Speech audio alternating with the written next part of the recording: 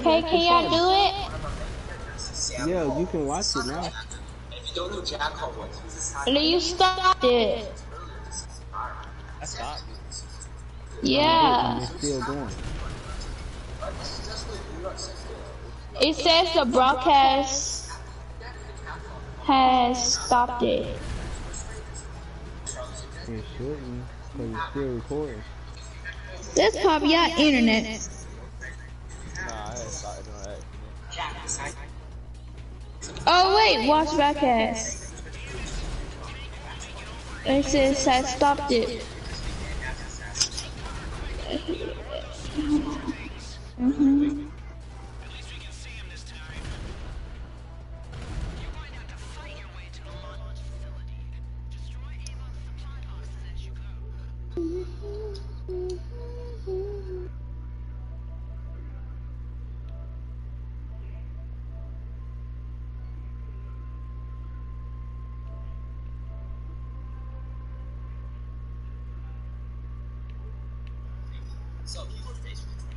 Cole, why you keep leaving?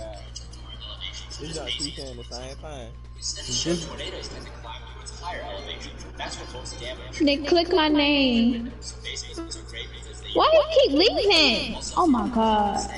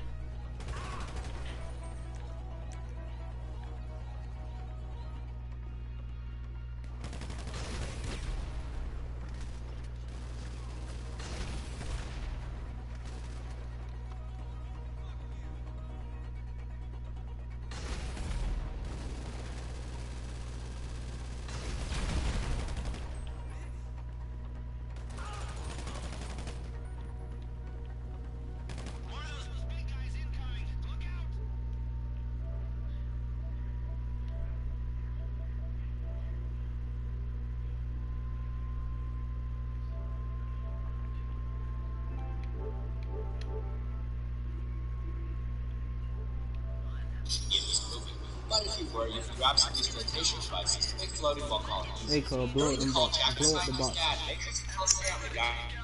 And the library. Blow up the box.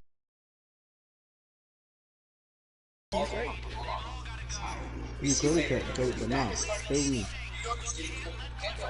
I got it. Watch out.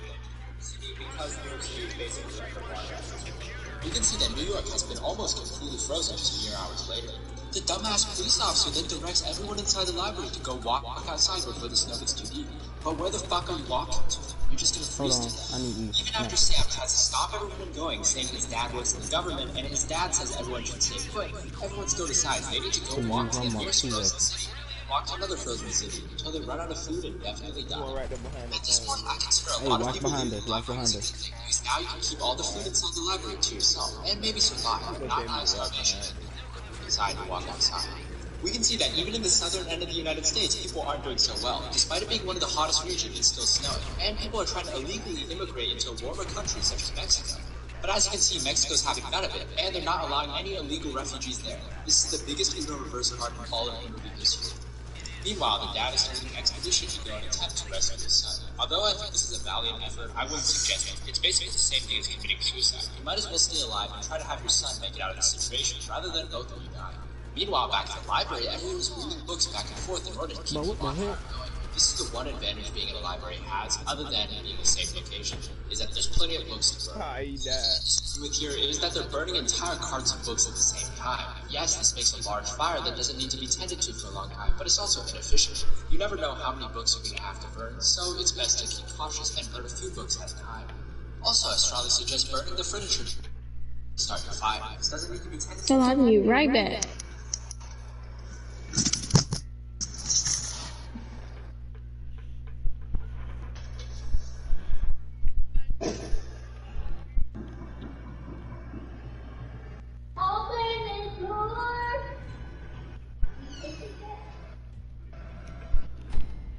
Stay right here, Cole.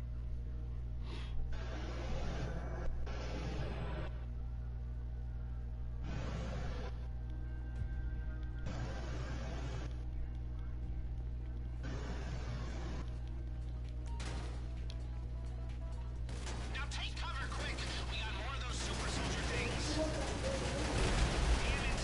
Tank won't make it over. You gotta do the rest on foot. At least we can see him this time. Alright, move up. Fight your way to the launch facility. Destroy Avon's supply boxes as you go. You've got sticky bombs in your packs. We can't leave any trace of them, not one scrap of code. Welcome, friends. I had a feeling you would come. I told Avon we should kill you many times. And now you're here to kill us. But I'm not worried. You will not catch me. My fake brain is better than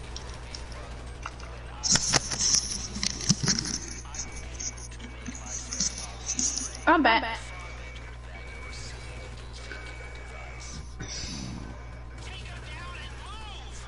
Did y'all die again?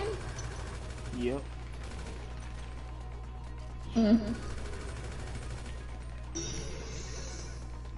Plus, what are you going to use the extra furniture for? No one's going to sit there. In addition, you can always stick papers and book inside your clothes for insulation. At this point in the movie, we also see how hopeless it is for everyone that left the library. The search the plan. It's actually kind Get of behind the wall and let At the same Juggernaut time, come we up. see Sam's dad and the rescue. When they go to rescue Sam, he's stuck in the library still. But as their It's sled the goes over the Juggernaut glass that's gonna building come where the crowd on top of it cracks, and one of the members is trapped, dangling over the edge once again. The guy dangling over the edge is in a really precarious situation. So the first thing he should do is do exactly what he does in the movie. It's a great job of releasing the sled, while the sled contains all the supplies, and leaving the guy anyways with the point of keeping the supplies. In order to pull Frank up, which the guy dangling over, the middle guy has to support all of Frank's weight. But I don't understand why he's taking off his fucking gloves. In the end, Frank is forced to cut the line and sacrifice himself so the other dude can get out. A big issue here was the dude who was trying to support his weight, his hands started bleeding since he took his gloves off. Maybe keep your gloves on so the glass doesn't cut you. However, there's one solution that Frank thought of. There's a technique. Pull the sled up to his body, if he's able to, and then use the sled as a sort of weight to lessen the impact. This could potentially allow him to survive at home and survive. Though if you were at the bottom of the ball, you'd be trapped until the other teams get rescued, which could be a long time. While Sam and the girl seem to be having a great time together, however they find out the girl is pregnant. She's dying of blood poisoning. It turns out she got a cut trying to get that dead woman's passport out of the car. This is another example of how you don't help other people.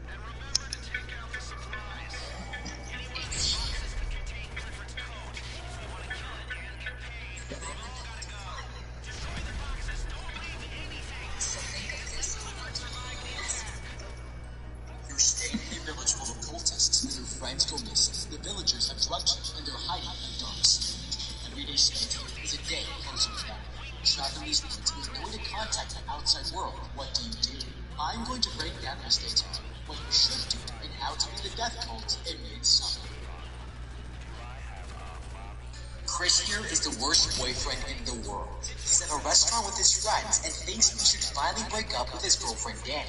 The guys pressure him to end it as soon as possible, but that's when he gets a call from his girlfriend and screams. She's just found out that her sister filled the house with carbon monoxide, killing her entire family. Now Danny here has no one left except for her boyfriend and doesn't realize he's planning to dump him. Months later, she's trying her best to cope with the loss and finds that her boyfriend is planning a trip to Sweden. Josh here is writing a thesis on the Midsummer Festival, and the others are tagging along. But when she decides to invite herself, none of the friends are happy about her joining. She asks Pele here about where they're going, and he reveals that this is where he grew up. He's very secluded and have been practicing their secret traditions for a long time. She finds it fascinating, but when he mentions his family, she's immediately struck with grief and runs away from the conversation. Okay, this girl is going through some serious trauma, but suppressing this kind of experience is really bad for you. When you're in a fragile mental state, going to a new country in an unknown social setting is a disaster waiting to happen, and it puts you at risk for self-harm or a psychotic break. Now, as far as relationships go, Chris here is in a tough situation. He would be a terrible person if he dumps his girlfriend after what just happened, but he also needs a way out of the relationship without destroying her. Honestly, the best way to deal with this